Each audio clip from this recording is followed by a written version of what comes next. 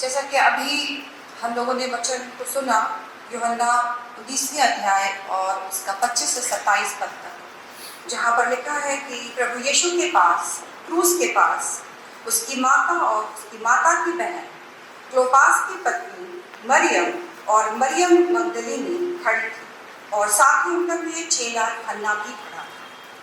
जब यीशु ने अपनी माता और उस चेलों को, जिससे वह प्रेम रखता था, पास खड़े देखा, तो अपनी माता से कहा, हे नारी, देख, यह तेरा पुत्र है। तब उसने चेले से कहा, यह तेरी माता है।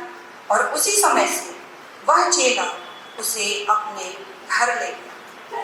प्रभु यीशु ने जब अपनी माता मरियम और अपने प्रिय चेले यूहन्ना को अपने क्रूस के पास खड़े देखा, तब उन्होंने एक बड़े उत्तरदायित्व को पूरा किया। पद 26 एवं 27 को यदि हम अलग अलग करके देखेंगे तो बहुत सारी आवश्यक बातों को समझने पाएंगे। ये बातें प्रभु अपने 33.5 साल के उम्र में, कभी भी 20 साल तो वो अपने माता पिता के अधीन रहे, 3.5 साल की मात्र सेवकाई में वो चाहते तो कभी भी और कहीं भी कह सकते थे, लेकिन इसे बताने के लिए उन्होंने सबसे उपयुक्त जगह क्रूस को चुना। पद 26 में वे अपनी माता से कहते हैं, हे नारी, देख, ये तेरा पुत्र है। हे नारी, देख कह करके वो अपनी ओर अटेंशन करते हैं और तब वो कहते हैं, ये तेरा पुत्र है। इस पद को भी हम 2 अलग अलग भागों में करके समझेंगे। प्रभु यीशु ने अपनी माता को माता नहीं बल्कि हमेशा हे नारी या हे महिला या हे स्त्री कहकर पुकारते हैं। जो 2 भाग हम देखने जा रहे हैं, जिसमें पहला वो कहते हैं हे नारी, और दूसरा जब वो कहते हैं ये तेरा पुत्र है। प्रभु यीशु ने अपनी माता को माता नहीं कह के उनका अपमान नहीं किया। कैसे हम इसको 2 कारणों को देखकर समझ सकते हैं। उत्पत्ति में 3 अध्याय 15 पद में हम पढ़ते हैं कि परमेश्वर ने सर्प को जब श्राप दिया तो कहा कि और मैं तेरे और इस स्त्री के बीच में और तेरे वंश और इसके वंश के बीच में बैर उत्पन्न करूंगी, वह तेरे सिर को कुचलेगा। यानी एक स्त्री का वंश, जिसे हम नारी भी बोलते हैं और महिला भी कहते हैं। प्रभु यीशु अपनी माता को बार बार हे नारी या हे महिला कहकर शैतान को लज्जित करते हैं कि देख, एक नारी का वंश, एक स्त्री का वंश तुझे कुचलेगा। और ये कहकर उन्होंने उसे लज्जित किया, लेकिन स्त्री को बहुत सम्मान दिया। दूसरा, नारी कहने का अर्थ ये कि उन्होंने अपनी माता को भी सामान्य जन के बीच में ही रखा, क्योंकि उनको भी, उनकी माता को भी उद्धार की आवश्यकता थी। यीशु की माता होने के कारण उनका उद्धार हो गया था या हो ही जाएगा, ये संभव नहीं था। परम प्रधान के पुत्र को जन्म लेने के लिए एक ऐसी स्त्री की आवश्यकता थी जो परम धन्य थी, जो स्त्रियों में धन्य थी और जो बहुत ही पवित्र थी। स्वर्गदूत ने मरियम को बताया कि पवित्र आत्मा उस पर उतरेगा और परम प्रधान की सामर्थ उस पर छाया करेगी। यानी जो पुत्र पैदा होगा वो परमेश्वर का पुत्र, जिसके द्वारा संपूर्ण मानव जाति का उद्धार होना था और उनकी माता का भी उद्धार होना था। यदि हम दूसरा भाग देखें, पद 26 का, जहां लिखा है कि ये तेरा पुत्र है, यहाँ एक ऐसी माँ का वर्णन किया गया है जो अपने बेटे को क्रूस पर मरते हुए देख रही है। वो माँ जिसने 9 महीने अपने गर्भ में रखा, अपना दूध पिलाया, संभाला और सिखाया और 30 साल तक अपने पास रखा।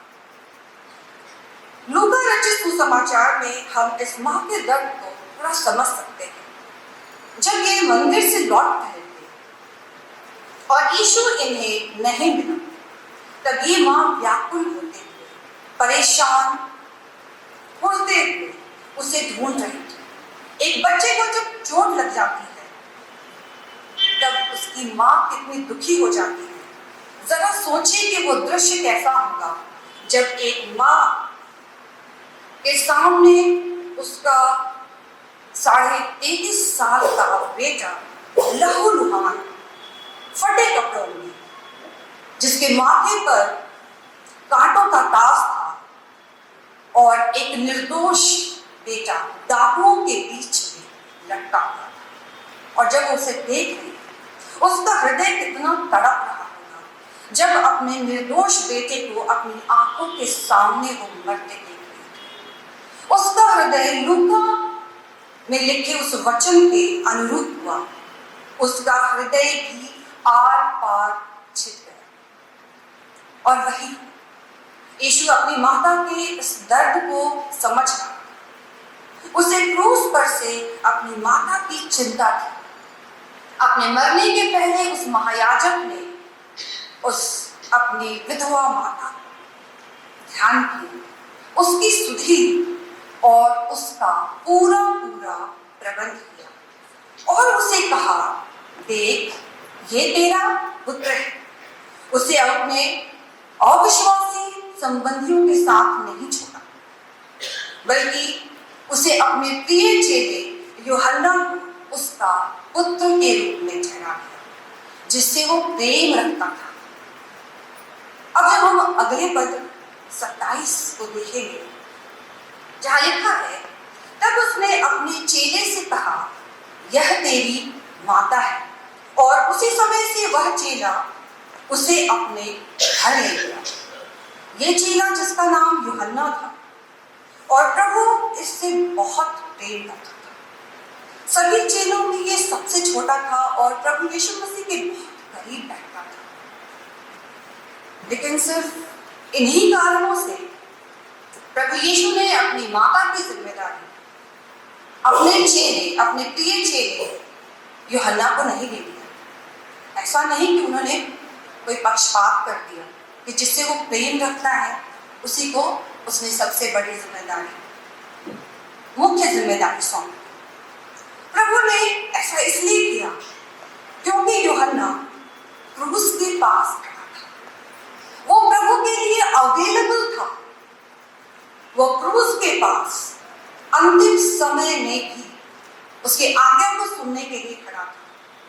सारे चेले छोड़कर भाग गए थे, एकमात्र वही वो उस समय में खड़ा होकर अपने प्रभु को निहार रहा था, उनकी आज्ञा को सुनने के लिए। जैसे शमूएल नबी ने भी यहोवा की आवाज सुनी और कहा, देख, तेरा दास सुनता है, वैसे ही मानो यूहन्ना भी वहां खड़ा होकर कह रहा है, मैं यहां हूं, कह तेरी क्या आज्ञा है। बड़े धीरज के साथ वो वहां पर खड़ा रहा। इस तरह प्रभु यीशु ने क्रूस पर से एक नए संबंध को भी बनाया, और वो था कलीसियाई संबंध, मसीही संबंध, जो आज हम सबका एक दूसरे के साथ है। उन दोनों का खून का रिश्ता नहीं था, प्रभु यीशु की माता और जो उनका पुत्र ठहराया गया, और ऐसा करके जो उन्होंने नया संबंध बनाया माता और पुत्र का, वो हमें भी कुछ सिखाता है। और आज हम उसी नए संबंध में एक दूसरे से जुड़े हुए हैं। यूहन्ना ने प्रभु की आज्ञा को बड़ी ईमानदारी के साथ निभाया, और मरियम ने अंतिम सांस उसी चेले के उधार में दी। यहाँ पर प्रभु यीशु ने 10 आज्ञाओं में से 5वीं आज्ञा को पूरा करना सिखाया कि अपनी माता और पिता का आदर करें, और ये आज्ञा उन्होंने क्रूस पर से पूरी करके हमें सिखाई। जब पूरी तरह से शारीरिक रूप से और मानसिक रूप से एग्जॉस्ट हो चुके थे, वो मर रहे थे, तब भी उन्होंने एक विधवा की सुधि ली। और ये हम सभी को सिखाया कि हम कितने भी व्यस्त क्यों ना हो, हमें अपने माता पिता की जिम्मेदारी को निभाने से या पूरी करने से चूकना नहीं। और इसी आज्ञा को सिखाने के लिए प्रभु ने सबसे उपयुक्त जगह चुना और वो था क्रूस, कलवरी क्रूस। बाकी 6 वाणी जो हम सुनते हैं वो डायरेक्ट क्रूस से रिलेटेड है, लेकिन यही एक ऐसी वाणी है, तीसरी वाणी, जिसे प्रभु ने शायद जानबूझ करके क्रूस से कहा ताकि समस्त मानव जाति इस 5वीं आज्ञा को अहमियत दे और सहृदय ग्रहण करे और माने। पूरी बाइबल में हम कहीं भी नहीं देखते कि प्रभु यीशु ने इतना कंसर्न अपनी माता से रखा। हर जगह उन्होंने कहा मुझे तुझसे क्या काम, उन्होंने अपनी माता से कहा मुझे तुझसे क्या काम, या कहा जब उनकी माता और उनके भाई उनके निकट आए तो उन्होंने अपने वचन को उनसे अधिक महत्व दिया या अपने पिता के घर को अधिक इंपॉर्टेंस दिया। लेकिन ऐसा नहीं है कि उनकी माता का कोई महत्व नहीं था। उनकी माता या फिर हम सबों के माता पिता कितना महत्व है, क्या इंपॉर्टेंस है, ये उन्होंने कलवरी क्रूस पर से हमें सिखाया। और बड़े अधिकार के साथ एक राजा के समान, वरन समान नहीं, राजा ही, जो जगत का राजा था, उन्होंने हम सभी पुत्रियों और पुत्रों को अपने माता और पिता का आदर करना सिखाया। आज हमें ये समझना है और अपने आप से पूछना है कि क्या हम अपने माता और पिता का आदर करते हैं? क्या हमें उनकी चिंता है? क्या हम उनका उचित प्रबंध करने पा रहे हैं? क्या हम उनकी भावनाओं की कद्र कर रहे हैं या हम उन्हें ओल्ड एज होम में छोड़ाए? एक छोटा सा मैं उदाहरण देना चाहती हूँ।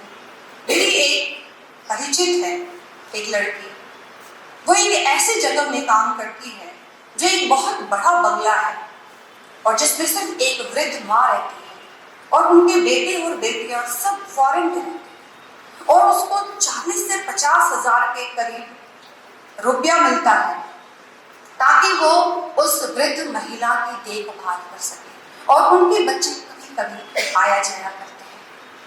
मैं जब ये सुनी तो मुझे बहुत अच्छा नहीं लगा।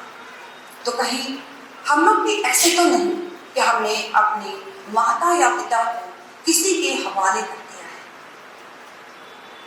और अपने अपने कामों में मशगूल हो गए हैं। ये हमें सोचना है। ये हमारे लिए एक सवाल है, किंतु उत्तर तो एक ही, जो प्रभु यीशु मसीह ने कलवरी क्रूस पर से, यानी उसने जो इस जगत का करता है, बड़े अधिकार स्वरूप तीसरी वाणी में हम सबों को आज्ञा दी है। उन्होंने हमें आज्ञा दी है कि हम अपने माता और पिता का आदर करें। उन्होंने हमें सलाह नहीं दिया है, इसलिए हमें इस आज्ञा को मानना ही है और कोई दूसरा उपाय नहीं है। परमेश्वर पिता ने अपने आप को पुत्र के रूप में इस धरती पर हमारे लिए रखा और पुत्र होकर प्रभु यीशु मसीह ने अपने पूरे जीवन उस पिता को सम्मान दिया। 30 साल अपने माता पिता के अधीन रहकर और 3.5 साल अपने पिता के साथ बैठकर उनकी स्तुति करके, उनसे बातचीत करके, उनकी आज्ञाओं को जान करके पूरा किया और हमें सिखाया। और पूरे जीवन उन्होंने उनकी आज्ञा को मानने के लिए दुख उठा करके हमें आज्ञा मानना सिखाया। तो आज हमारे लिए ये सवाल है कि इस जगत के कर्ता ने जो कलवरी क्रूस के ऊपर उस 5वीं आज्ञा को दिया है कि अपने माता और पिता का आदर कर, तो क्या हम आदर कर रहे हैं? क्या हमारे पास समय है अपने माता पिता से बातचीत करने की, उनकी देखभाल करने की, किसी भी हाल में, कितने भी व्यस्त हम क्यों ना हो। लेकिन कलवरी क्रूस पर से प्रभु ने जो इस तीसरी वाणी को हमें सिखाई है, जो हमें बताया है, क्या हम उसको पूरा करने पा रहे हैं? हम इसको सोचेंगे और उत्तर को भी हम इसी तीसरी वाणी में सीखेंगे। प्रभु को धन्यवाद।